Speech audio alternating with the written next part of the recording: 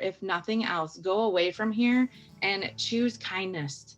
Smile at people, look them in the eye, because most victims of this crime feel like they're invisible. They don't feel like they're valued. They don't feel like they're worth anything. And sometimes that's because someone's saying that to them.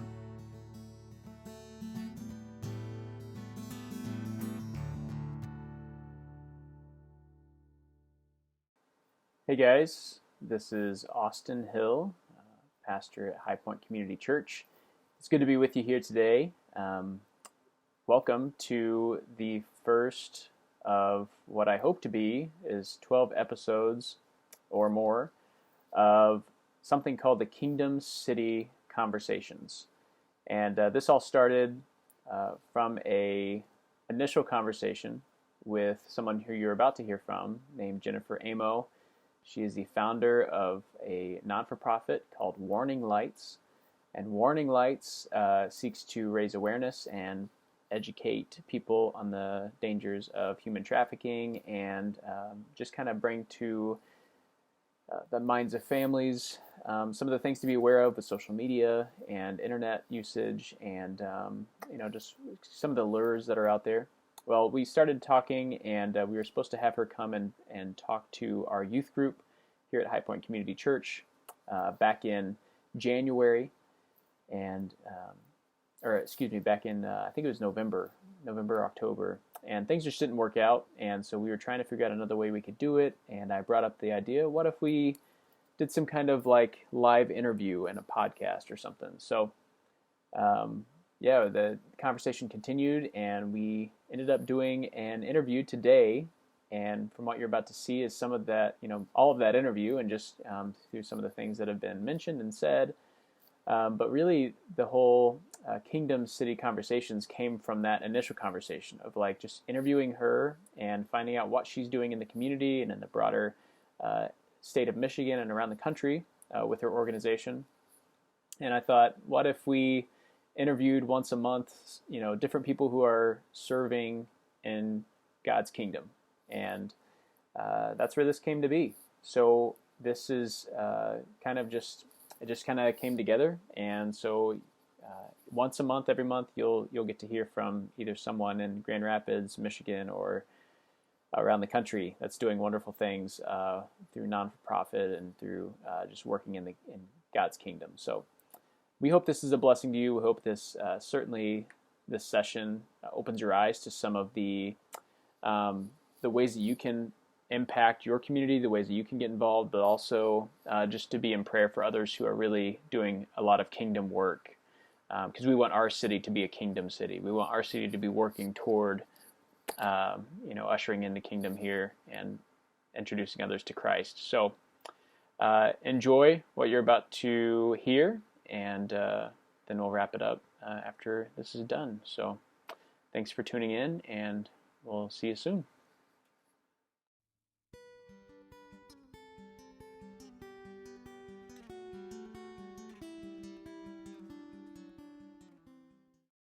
All right. Well, welcome, guys. This is this is Jen's first time of hearing this, but this is the first of a podcast that we're going to try and start up with our church, and to try and create a series of interviews one every month, with people who we know are fighting the good fight and being kingdom citizens, bringing a missional mindset and really doing a wonderful work in our community and in our world. So today I've asked Jenn to come along, and she is the founder of Warning Lights, and she works alongside a lot of different individuals, but she is the head honcho of this organization. And I've asked her to come along and just to share her story today. And I'm not going to give any sneak peeks. I want Jenn to kind of give her own story and kind of what she does. But so Jenn, I'll leave it over to you. So why don't you tell us who you are and what you do? Oh, awesome. Thank you. I'm excited to be the first one. Hopefully I set a great standard for here on out, right?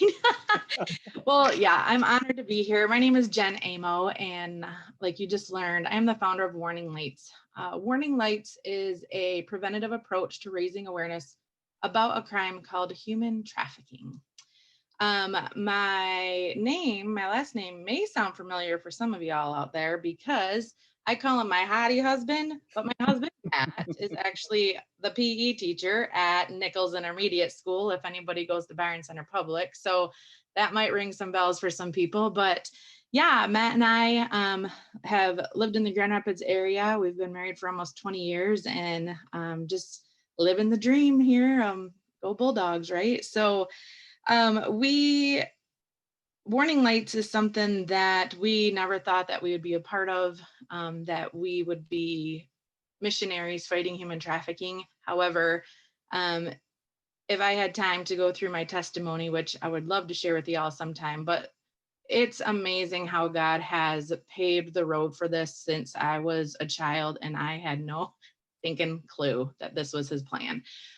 It's amazing to see how his plan truly does come to fruition and that he's got one for each and every one of us. So it's very cool. Here we are. And as a ministry, as a nonprofit organization, we are focusing on prevention and raising awareness and providing education and training and protection for all ages, adults, but our passion, our heart, my desire is to help protect kids, teens, and college students specifically from the lures of this crime.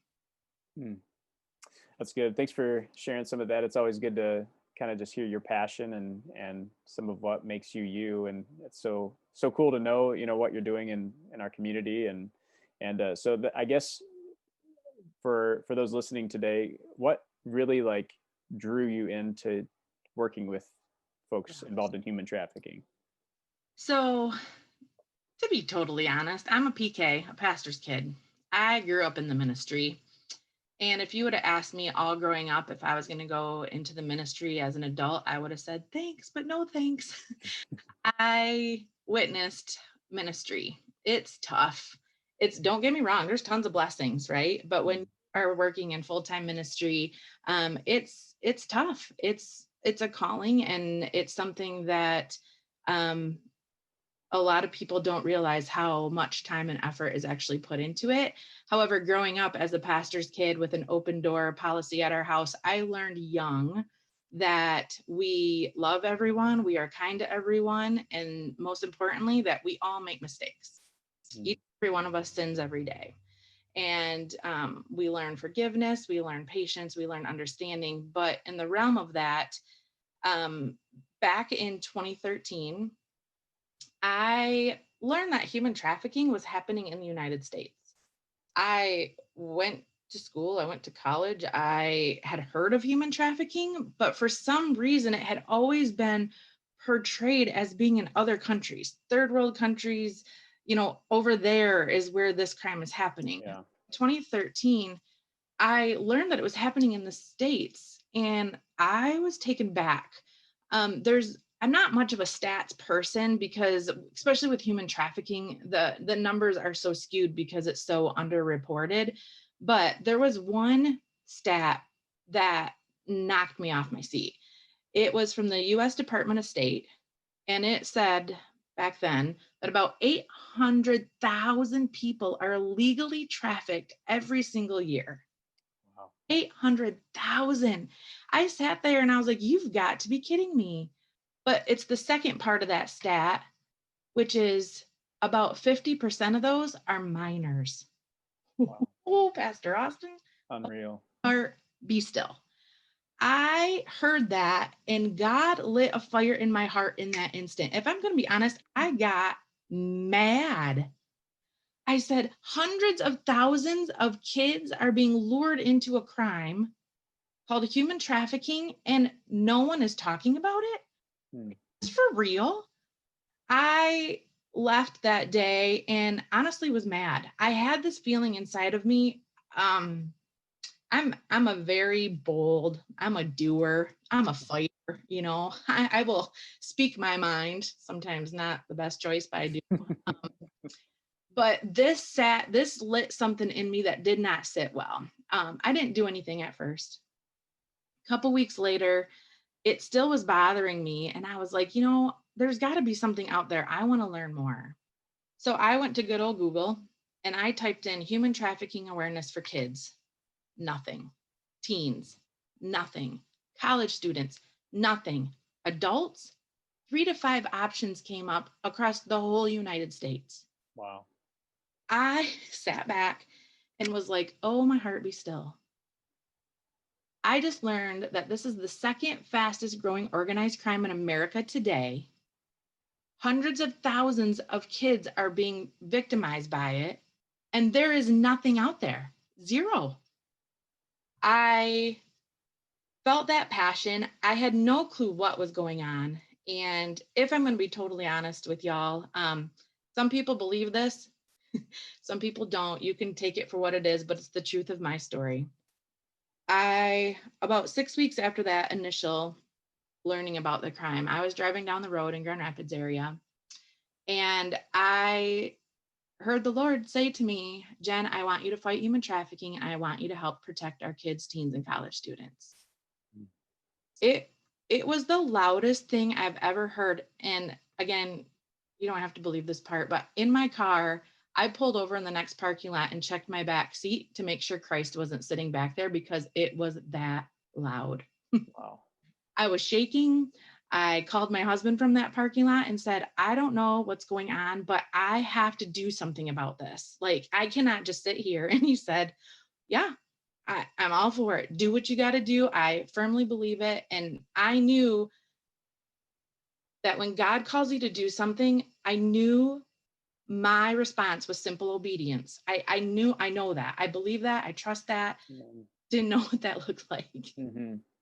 So that in reality is where Warning Lights was born, in Wow. that instant. And we've come a long way from there. But that is why I do what I do. I do feel it's a true calling. It's a mission that God has proposed for me, and that I truly want to be simple, obedient to what He's calling me to do. I love that. And for some of our folks listening today, I mean, a lot of these are teenagers, maybe young adults going into college or just have left college, or and they may be wondering what God has for them. And I love that you are so open and willing to listen and to be obedient to His call, and to just allow His Spirit to move in you. Because this is I think for one, a lot of people hearing this may think, I wonder, that seems dangerous. That seems like a lot of risk, right? To like Yeah. make a move like that. But that was in your heart, and that was in your passion. I love that story. Uh, and you mentioned Warning Lights, obviously, and that's your organization. So tell us a little bit about what Warning Lights is, what it stands for, like what its mission is. Yeah. So, like I said, we're taking a preventative approach to raising awareness about human trafficking. Our mission is to educate, empower, and engage individuals so that they can be protected. To make it easy, right? When we're young, our parents teach us, don't touch the stove, it's hot.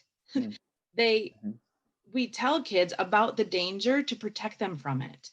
That's one of the main things that I think is why human trafficking is the second fastest growing organized crime today, because unfortunately, the topic is hard to talk about, but we are in fear of what that actually means. And we are cautious of opening up our kids' minds to something that they don't need to know about. However, my belief is, and with God calling me into this, He told me right away, be bold, speak truth. So if we don't talk about the danger, we don't know that we're walking into a danger zone until it's too late and we're trapped in it. So, our whole goal at Warning Lights is to educate through awareness, through conversations, through trainings, through sessions, to actually give you insight onto actual lures that these predators use, signs associated with them so you can recognize them if it's happening to your child, your neighbor, your mailman, I don't care who it is. And then also giving ways to respond, and ways to protect ourselves, and actions that we can do right now so that we have a circle of protection, a wall, a barrier around us to kind of deter these predators that are out there. Yeah. Oh, I love that. And I actually got one of these really nice pamphlets from you that you have given to me, and I was able to look through it. And I love the fact that it's so much about education because, like you mentioned before, I mean, only having 3 to 5 options for adults and having nothing for kids. I mean, this is something that's really affecting, obviously, and you gave the stats earlier, so many people. And to have one more advocate for our children and for our teens in this world we live in is so crucial. Someone who's seeking Christ and hoping to bring awareness. Yeah, so Yeah. in that line, let me just tell you that. So when Warning Lights, we started with an adult, like a college adult curriculum. Mm-hmm. And it's a very bold, it literally talks about lures. And it's a very strong educational course. Then I had some moms come up to me and they said, well, my kids are in middle school. Are they safe? And I said, actually, we have victims in that age range. So we created a middle school version. And then we had some moms that were worried about their younger elementary. So over the scheme of the last, whatever it has been now, I mean, it's 2021 already. Woo, time's flying. But since the beginning, we've got warning lights for adults, we've got warning lights for middle school, we've got warning lights kids, which is more of a personal safety course for kids. We kind of input some help into for the parents or the guardians that are required to attend to give them some insight as to set up ways to create that protection from a young age. But we now span all ages. We have a professional training. We train law enforcement. I do, social workers, dental and medical trainings. It's just spanning out all over the place, which is so important because there are a ton of organizations out there that fight human trafficking, great ones across the nation. It really has boomed, obviously, in the last few years as the topic has become more, but a lot of them focus on the rescue side of things. There is less than 3 others now. I was the first one that actually offered education for kids, teens, and college students specifically. Wow. So when you think about that, it's God anointed because there was no one for me to have mentor me, or no one for me to call and say, okay, so when you did this, how did this work? There was nothing out there. I had to figure it out from scratch. And here we are now with so many ways to help protect as many people as we can. And what a blessing that you're local, right? I mean, for all the parents listening today and all the teens listening today, I mean, you're a local gal, and you're at a moment's notice. You're available to teach and to equip, and that's such a huge blessing of a resource to have. So wow, yeah, that's great. I'm here if you need me. Let's just put it that way. That's awesome. Well, I know this month is pretty critical to the fight against human trafficking, and for you, this is a big month for you and your organization. So tell us why January is so important right now. Yeah, January is actually National Human Trafficking Awareness Month, and this is so important because a lot of people learn about human trafficking from movies, from television, from different venues that always seem to portray the kidnapping aspect. Honestly, majority of my victims are not kidnapped. It's actually really, really rare. Television, I guess, but the understanding of what this actual crime looks like, January gives us that boost at the beginning of every year to help educate people, to bust myths that people think that this only happens to females. That is a myth. To bust myths that it's a kidnapping situation every time. That is a myth. And it helps us to start a conversation that leads to that level of protection that they need. And it's so important. Literally talking about this is one of the best ways to protect our kids and our families and communities.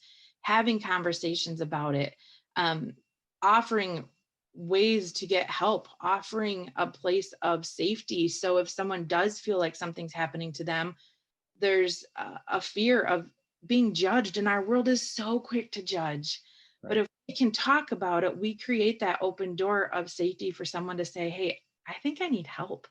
And that alone literally, I've seen it so many times. Awareness alone can save lives in this crime, hands down. I'm so glad you took a little bit of time to just debunk some of those myths. I think, for a lot of families who hear human trafficking, our minds immediately go to maybe the media that we've seen, and some of us have seen Taken 1, 2, and 3 with Liam Neeson, and we think, Yep. oh, that is human trafficking right there, and we're all thinking we can't go on vacation anymore, but there really is so much more to this, and it's exploitation and taking advantage of people who need help financially, and they're brought into these different rings and different really just sad scenarios, where sometimes they have to make choices that really affect them and their families in negative ways. So I'm glad that you took time to describe that. So just going further, how does human trafficking really impact us as people in Grand Rapids? How does this affect us? And maybe another question with that is, why should families and students, especially listening to this podcast or watching this on YouTube, why should they care about this discussion, these statistics that we're talking about today? Yeah, so let me just kind of put it into perspective for people, because when we talk about human trafficking, when we hear that, again, our brains, I don't know why, but they always trigger to other countries. They always trigger to other places. And unfortunately, people are like, oh, you know, I I would never get into that. Sure. Or my kids know better, or Right. whatever the scenario. I can guarantee you that no one walks into this willingly. Yeah. Human trafficking is a relationship based crime that is very tricky. That's why you hear people cliche saying human trafficking is hidden in plain sight. That is legit. It happens so quickly. During this year of 2020 and everybody being at home, my fight went from going on the streets to literally sitting at my home and helping people defend predators from online sources. I had cases during the COVID shutdown and continue to, from Snapchat, Instagram, Fortnite, Among Us, Facebook, Twitter, you know, what we're all on every single day. Wow. Yeah. So when you put that into perspective and realize that it impacts us in a way that people don't even understand, because when they see it, they don't always recognize it. Hmm. They don't know the signs. They don't know what they're looking at to know that there's danger ahead. When they, unfortunately, if I'm going to be real, cancer is a disease that affects almost every single one of us in one way or another. Mm-hmm. Statistics say that human trafficking is growing faster, at a rate faster than cancer. Wow. So if you think about that, years down the road, or even now, this crime is going to affect every single family in one way or another if we don't stop and take action. Like, that's where it comes down to for me. That's why I am so passionate about it, because I can't fathom the thought of people falling victim to this simply because they were not aware. Um, if you can't tell, God gave me a big mouth. He basically said, Jen, I need you to use it. You know what I'm saying? So that's why I'm so passionate, because that thought of somebody falling into it simply because they just weren't aware. Oh, I can't. I want out there. I want to help talk about this. I want to help educate. I want to help protect, because it is going to affect us in one way or another. Statistics say, as families, having those conversations is super important. When we come in and we can give you tools to help know what to look for when you're checking phones at night. Someone messages you on a social media app that you don't really know them, but they know your friend's name and they know something about you that their friend told them. Do you talk to that person or not? Is that real? How real are online predators? Does this really happen to college students? Like, I can tell you stories for days of local Grand Rapids, West Michigan situations that have, literally, from kids to adults, people being lured into this crime simply because they didn't know what they were walking into. Wow. Yeah.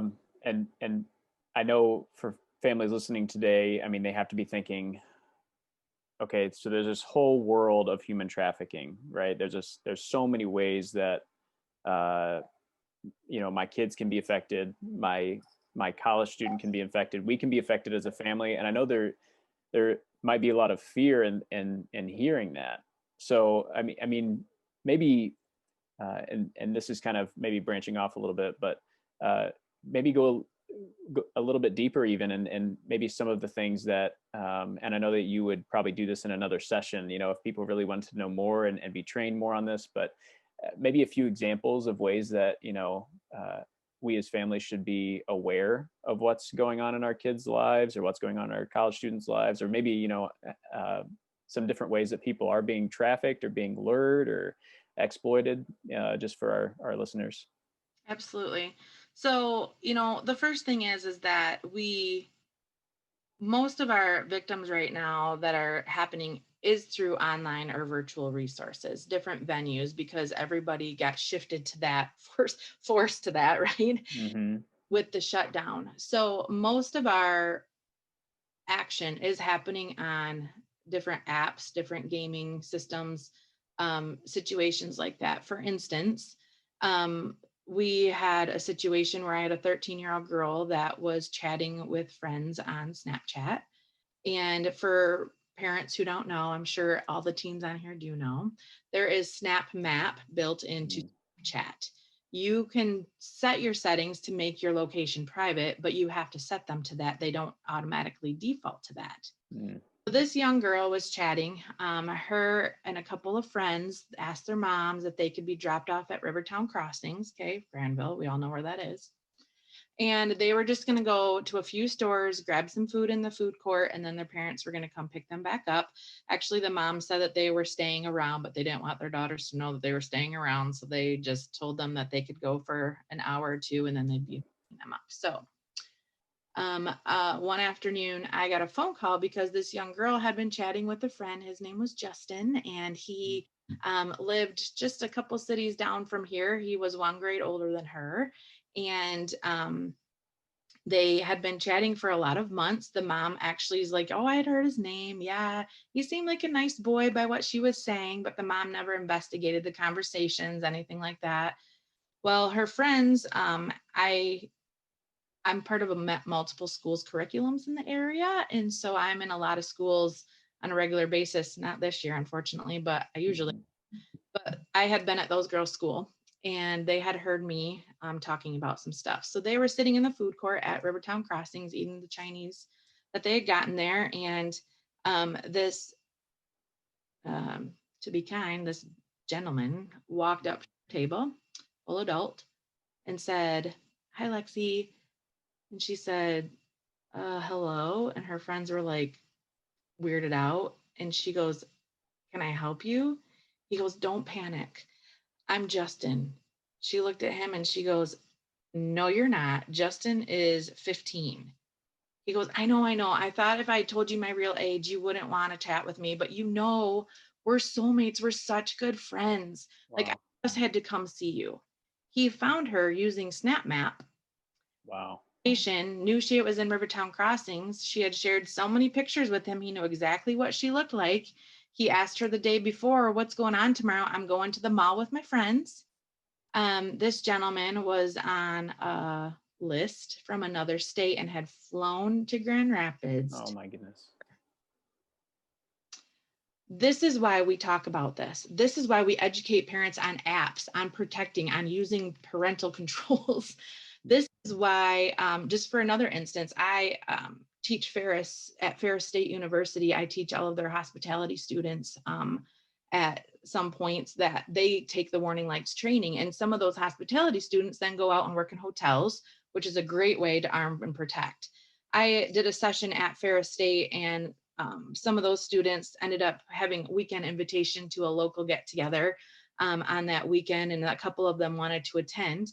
They went to a parking lot after the party and realized that the scenario that was set up to go to their car was something that we had talked about with being in safety in numbers and when you're out in the community and late at night and all of this stuff. They recognized that that parking lot was not a safe place to be. They actually went across the street and called for help. And a couple men from that establishment actually walked them to their car. And they called me the next day and they said, Jen, we just listened to your whole warning light session. We thought, oh, this is such great stuff for everybody else out there. And then the very next day, we're put into a scenario where all we can think about is this is exactly what Jen was talking about. Yeah. Not walk into this parking lot.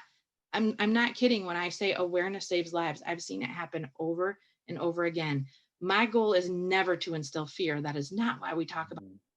However, if we don't talk about it, we're basically letting our kids and our families walk into that situation without knowing the danger. We're not telling them about the stove being hot. So again, it's not fear. And depending on the age of what we're talking about, the level is different, right? So for those Yeah. parents, like I've got young kids, they can't handle this. Our conversation is totally different for that age, but Yeah. it's so important. Good.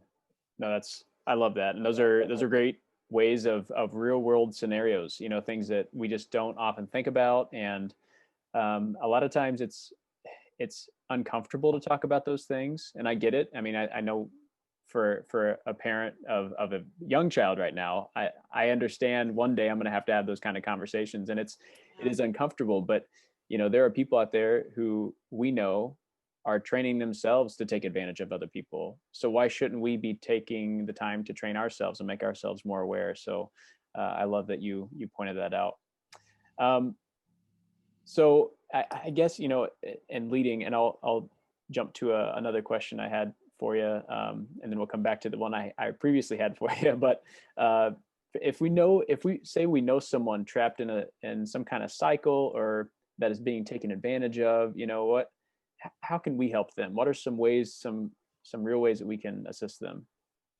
So that's a great question. The first thing that I would say is know that if you ask them, are you okay? Are you in trouble?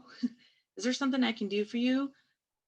90% of the time, they're going to be like, I'm good. I'm good. Mm. Because this crime, or even in abusive relationships, there's threats and manipulation that are coming from the other side that if you tell anyone, then it's going to only be worse. Honestly, in my experience, and I have been in the trenches of this crime multiple times, those threats are very rarely followed up on and results in, and I guess in accordance with human trafficking. It's basically hands down the safest thing is to tell someone immediately. Tell someone that you trust, I'm in trouble, I need help, whatever that means. If you know someone that's in there, I would encourage them to get help. I can't go in and force somebody to come out. I mean, I can, but what happens the next day? They go right back in because that's all that they know, or they're too scared to not do it on their own. But I can be there for them and encourage them and be a friend and just say, if you ever need anything, you call me. I will meet you. I will chat with you over coffee. I will drive you to the police station. I don't care what it is. Be there for that person. If they want to report it and they are afraid of people knowing them, there is a national human trafficking hotline that they can go online or they can call. It's 1-888-373-7888. It's 100% anonymous. You don't even have to give your name. You just call them, report the situation. Mm. However, if you're ever in immediate danger, or if you have a friend that's in immediate danger, I would call 911 all day long. Yeah. A lot of people are, right now there's so much going on with our police and all of that stuff. But I'm telling you that if there's nothing else but to get some flashing lights in your driveway to scare that person away, do it. And obviously, of course, I'm always available. You can reach out to me if need be. I will do my best to help. I've got Homeland Security to FBI in my phone, so I will get you what you need. Oh, it's perfect. Um, so that leads into the next question. I mean, so what are some ways we can help? What, just anyone listening to this podcast or this YouTube clip? I mean, what are some ways that we can be a part of this fight against human trafficking? I don't mean this to be cliche, but honestly, one of the biggest ways as believers that we can be a part of this is literally through prayer. There's victims out there, basically for me, it comes down to the golden rule, right? In Matthew 7, right? Mhm. Do unto others as you would have them do unto you. We all make mistakes. And although we should always treat people with kindness and show patience and understanding and forgiveness, I always think about if I was put into a situation that I unwillingly knew I was walking into, but got trapped in that, and I couldn't fight for myself, I would be praying so hard that there was someone out there willing to fight for me, Yeah. willing to come to me, fight for me, no matter what that meant. That's who I want to be for anyone out there. I don't care. I don't, if even if it's not human trafficking, I don't care. I want to be someone that is willing to fight for what is right. And that's my personal motto within Warning Lights. No matter what the cause, no matter what the case, I want to fight for what is right. I need people to do this with me. I cannot do it alone. And when it comes to prayer, we're not only fighting worldly predators, we're fighting spiritual, the biggest predator of all. Amen. We have prayer, it arms us in ways that people do not understand. Early on you were talking about, oh, this could be dangerous. Honestly, there has been a few times where I'm like, whoa, I cannot believe I got out of that in that way. But I pray on the armor so hard before I go into any battle, because I firmly believe that angels will fight with us and among us, and having people as prayer warriors is amazing. But there are other ways that you can get involved in the fight, specifically with Warning Lights, if anybody would want to. Obviously, we're part of Amazon Smile if you wanted to do that. We're part of the Direct Your Dollars. If you shop at Family Fare, you can save your receipts and donate them to Warning Lights. Um, as a 501c nonprofit organization, we are only funded by donors. So we're always looking for financial partnerships to come along and join us in that fight. But one of the biggest ways we can do that is to schedule a session of awareness, which Mm. we're going to do later this year because Yeah. it is super powerful. But if for some reason that doesn't happen, our in-person events right now are pretty sporadic, but we're starting to get more and more inquiries. So hopefully by the second half of this year, we'll be up and running a bit more, and you can attend one of those even. But it's it's something that we cannot do alone. Like I said, we have to have people who are willing to fight with us, beside us, and for us. Mm. And that is a treasured gift from anyone who's willing to do that. Yeah, I love that, and we're called as Christ followers to look out after the widows and the orphans, those most vulnerable people, and who oftentimes cannot take care of themselves. And it just brings to mind, someone trapped in a cycle that they didn't necessarily create for themselves, but they don't know how to get out of. I mean, for us to come alongside of and to sacrifice our comfort in pursuit of freeing that individual from that exploitation or that negative relationship is so Absolutely. critical as our call for Christians. So I love that you mentioned that. Absolutely. Well, Jen, as we start to close today, I wonder if there's any last messages, thoughts, wishes that you wanna share with those listening and watching today. I just so appreciate this. Thank you for being willing to talk about this. Thank you for opening up everyone that's watching your hearts and minds to this. I I know without a doubt this is what God called me in to do. And with that being said, I don't think he would call me to be a missionary to fight human trafficking if it wasn't something that he was concerned about as well. Hmm. Love for us is beyond all measure. And with his purpose for my life to be in this ministry, I just want people to be encouraged to know that there are people out there fighting for you if you are caught into something that you don't feel comfortable, if you're unsafe, if it's unhealthy. We're here. And honestly, as much as I sin myself on a daily basis, we I have no place to judge what's going on. And I can only offer true freedom in the truth that, as the verse says, the truth will set you free, right? When Mm-hmm. speak truth and are there for each other. If nothing else, go away from here and choose kindness. Smile at people, look them in the eye, because most victims of this crime feel like they're invisible. They don't feel like they're valued. They don't feel like they're worth anything. And sometimes that's because someone's saying that to them. But we all know that as children of God, we are royalty. And I am sparkly all day, every day. And I would wear a tiara if it was socially appropriate. Like, seriously. I want people to know that your value, your worth is not based on the mistakes that you've made. Your value and worth is intact no matter what that means. And knowing that as we go into our community, even into Byron Center, there's people out there that are hurting. And even in a small town, and I've had multiple cases come out of Byron Center, even in a small town, we can choose to uplift somebody or tear them down every single day. And we as a community have an awesome opportunity to be there for each other. And I just encourage you, even in those small moments, to do that because it makes a world of difference for someone who's caught up in something like this. Wow. Such a powerful word. I love that encouragement and just that reminder. I can't tell you how many times I've often just been in go mode. Yeah.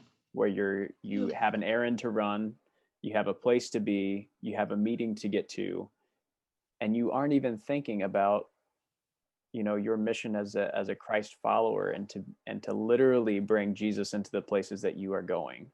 And what a special reminder. I really appreciate that word, Jen. Thank you so much.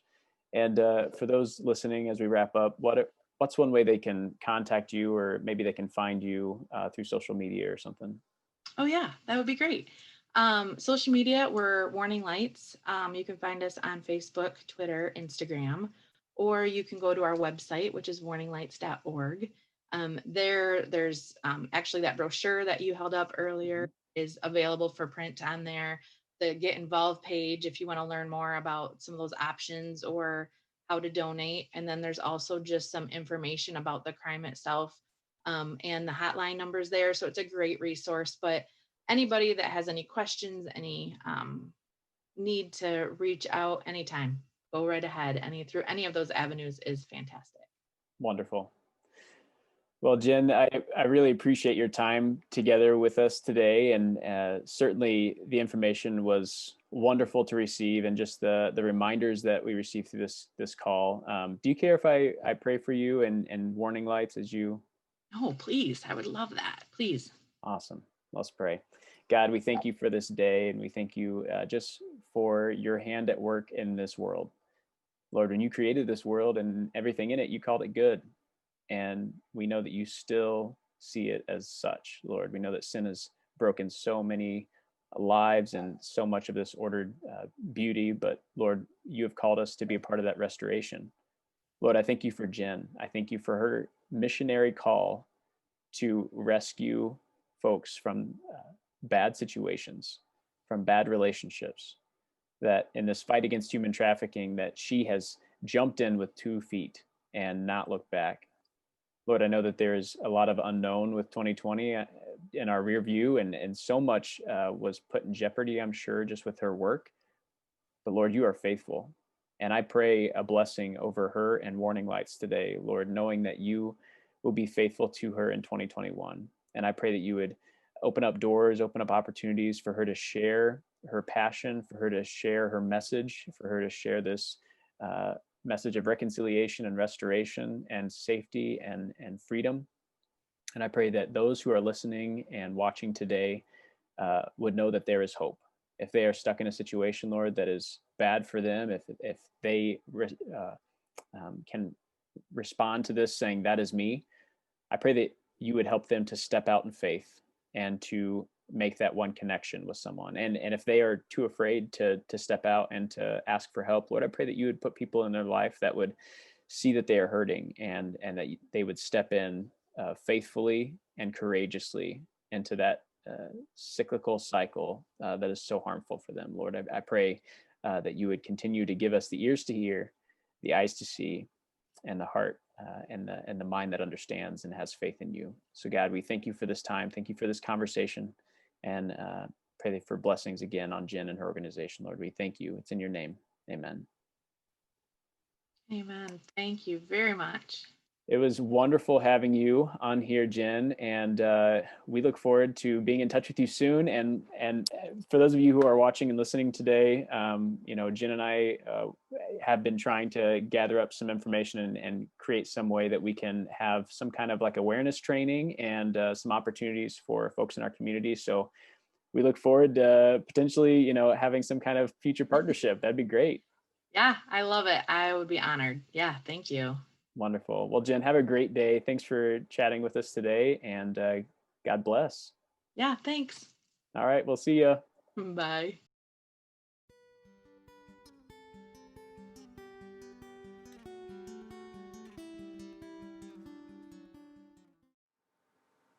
Well, what a incredible opportunity it was to talk with Jen and just to hear her heart and to hear her passions and see where Jesus was taking her in this journey. I mean, to come from this point of, clearly hearing God's voice, like he was calling you to a mission, a specific mission in his kingdom, and then to back that up with a complete commitment to follow him forward in that calling and to leave what could have been, a life of comfort behind. That's really what the call of a Christian is, right? To die to self every day and to pursue Christ and to leave behind the pleasures and the comforts of this world in pursuit of him. And I really think that Jen's living that out daily as she follows this call. I would encourage you to continue to pray for Jen and her organization called Warning Lights. If you'd like to be a part of what Jen is doing in this Grand Rapids community or in the broader sense, you can follow her again through the social media sites, or through her page at Warning Lights. And you can see that information, those links if you're watching the video, those are in the video, but they're also in the comments section and in the notes on this video. And then you can also, if you're listening to the podcast, you can you can see those in the notes section as well, for the details on this podcast. So thanks again for listening in. Thanks for being a part of this, and hopefully we'll have you around for session 2 and beyond. So tell your friends about it, have others link in. I think this is a wonderful way to broadcast and promote what others are doing in our community, and just to give them support and prayers as they continue to seek what ways that they can bring the kingdom into people's lives through restoration works. So this is episode 1 of Kingdom City Conversations, and we look forward to seeing you back for episode 2. Have a great day. See you guys.